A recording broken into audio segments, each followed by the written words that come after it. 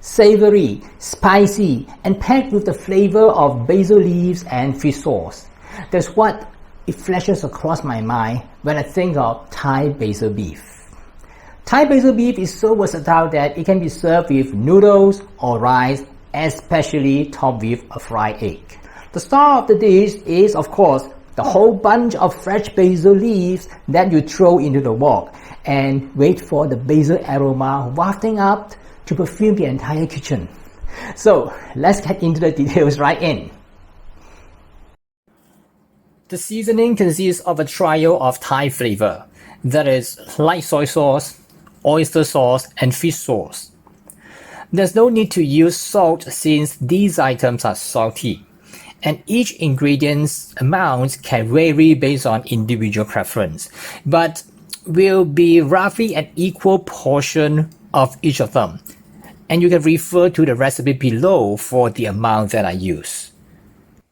Apart from these three ingredients, dark soy sauce is also included, primarily to darken the minced beef to make it more appetizing. I also add some sugar to give it a more balanced flavor since all the main ingredients are salty. Lastly, add 2 tablespoons of water to dilute the liquid seasonings and mix well with the sugar. And that's the mix of seasoning that we're gonna use during stir frying.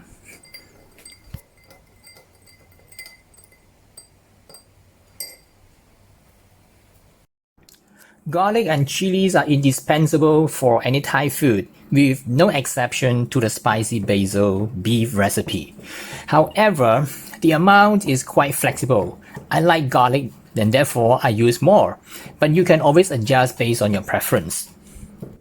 As for the chilies, I use 2 different types. The first type is a bird's eye chili, which are relatively small, ranging from about 1 to 2 inches long, but it is very spicy. I use only about 3, but you can always use more if you can take the heat.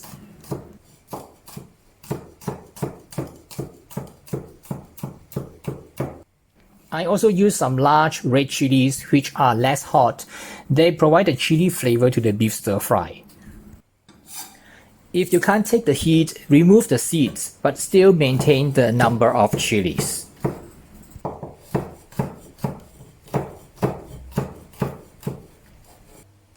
Grinding the garlic and chili with mortar and pestle helps to release the flavor. If you don't have the mortar and pestle, just chop and then mince finely. This recipe also needs some long beans and onions. I like to cut the long beans on the bias to about 1 centimeter long and cut the onions into small dice. Both will give some texture and crunch to the minced beef that is soft and tender. Now we can start to cook. First, heat some oil in a wok. Add the ground garlic and chili to the oil and start to stir fry until aromatic.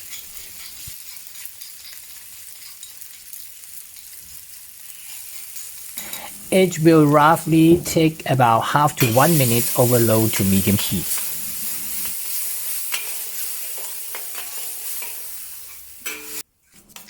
After that, mix the minced beef with the garlic and chili. Keep stir frying until the meat starts to cook and releases the juice.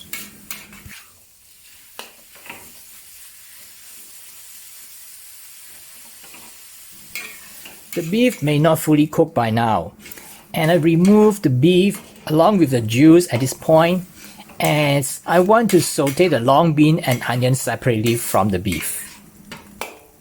This is because the long beans needs a longer time to cook than the beef until soft. So you will overcook the beef if you add the beans to the beef at this moment.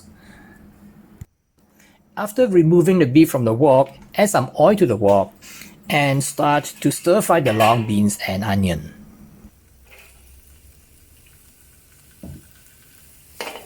Stir fry the onion and long beans for a minute or 2 until they start to turn soft.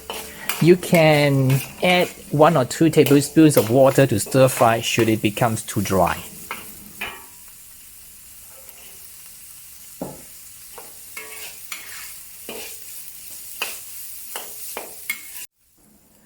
Now return the beef back to the wok and combine with other ingredients. The quickest way to prepare this dish is of course to use the store-bought ground beef. However, you can mince the beef of your choice from scratch. And if you do so, I suggest using either chuck stick or round stick because it has a rich flavor and has a balanced meat to fat ratio. Now add the seasonings that we have prepared earlier to the beef. And it's also time for you to do a taste test if you like to see whether you want to add some extra soy sauce or fish sauce.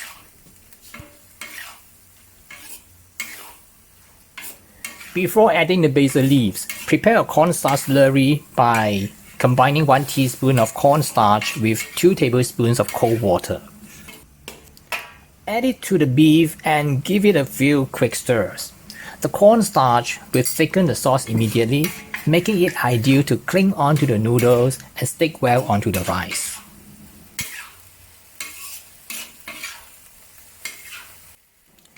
Now it comes to the final step, that is adding the basil leaves. It may look a lot when adding 1 cup of basil leaf to the beef, but the leaves will wilt and hardly add any volume to the final dish. Mix the basil leaves with the beef and give it a few quick stirs. Now you can turn off the heat. The remaining heat will cause the basil leaves to wilt. The basil beef with rice will not complete if there isn't a Thai-style fried egg on it. And I'm gonna show you how it is done.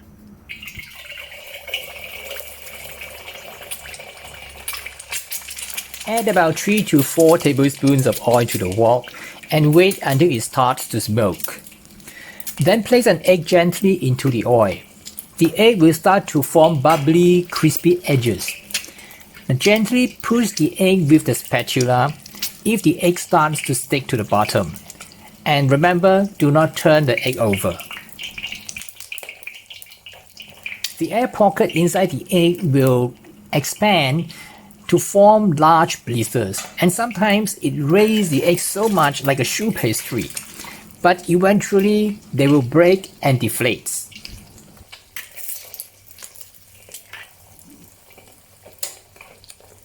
Once you see the edges are golden, remove it and drain the oil.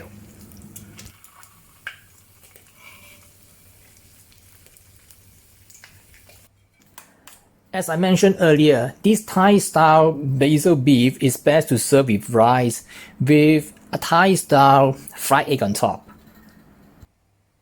You can garnish it further with some freshly chopped red chili and some fresh basil leaves on top. It is also a great idea to serve it with any noodles. That's how Thai basil beef is made, and I hope you like it. If you like this recipe, I've included it in the description right below the video. And don't forget to subscribe to my YouTube channel by clicking the subscribe button, tap the notification bell, and give me a like. I'll see you again in some other similar video very soon in the future, and bye for now.